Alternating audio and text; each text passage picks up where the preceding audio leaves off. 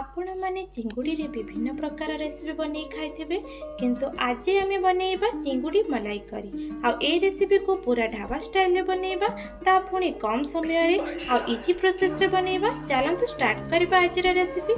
नमस्कार दर्शक बंधु मु लिपि एनएल ओडिया ब्लॉग चैनल को आपण मानकु बहुत बहुत स्वागत।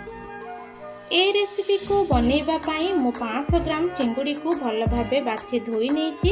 एबे एथिरे लूण आ हळदी देई भल भाबरे गोळेई दबा आ 15 मिनिट पाई ताकू रखि दबा।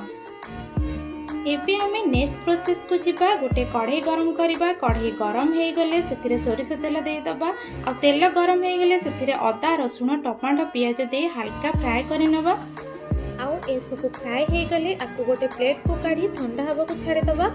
सेम कढ़ई रे सोरिष तेल दे दबा। लूण हळदी गोळेकी रखिथिले चिंगुड़ी ताकू एथरे ऐड करिकरी हल्का फ्राई करि नबा। आ चिंगुड़ी फ्राई हे गले आकु गोटे प्लेट को काढी नबा।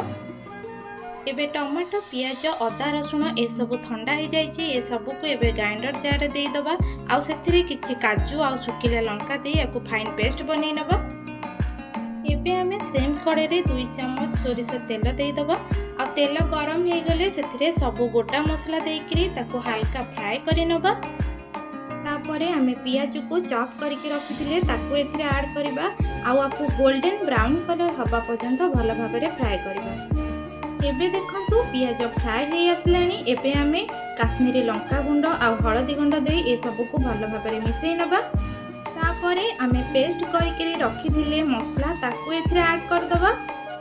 एबे ए सबू को 3 रु 4 मिनिट मीडियम फ्लेम रे भल भाबरे कसिबा। बे देखंतु मसला कसी हे आसलानी। एबे आमे एथिरे चिकन मसला ऐड करबा आ ये मसला को भल भाबरे मिसै नबा। तापरे फ्राई करी रखिथिले चिंगुड़ी से सब को एथिरे ऐड करि नबा आ स्वाद अनुसार लूण दबा। एबे आकु 2 रु 3 मिनिट भल भाबरे मीडियम फ्लेम रे टिके कसी नबा। एबे आमे एथिरे उषुम पानी दे दबा। ए सब को भल भाबरे गोळेई नबा। तापरे कवर करी 4 रु 5 मिनिट ताकु मीडियम फ्लेम रे कुक होबा को छाडी दबा। 4 रु 5 मिनिट परे कवर काढिबा। तापरे आकु आउ थरे टिके गोळेई नबा। एबे आमे एथिरे गरम मसला दे दबा आ कटा हेतिबा कंचा लंका किछि दे दबा आ कटा हेतिबा धनिया पत्र किछि दे दबा। एबे सब को भल भाबरे टिके मिसै नबा।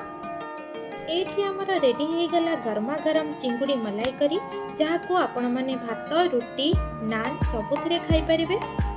एही परि भाबे थरे घरे बनै खांतु आ किपरि लागिला मते कमेंट सेक्शन रे निश्चय जणांतु। पुणी देखा नेक्स्ट वीडियो रे। धन्यवाद।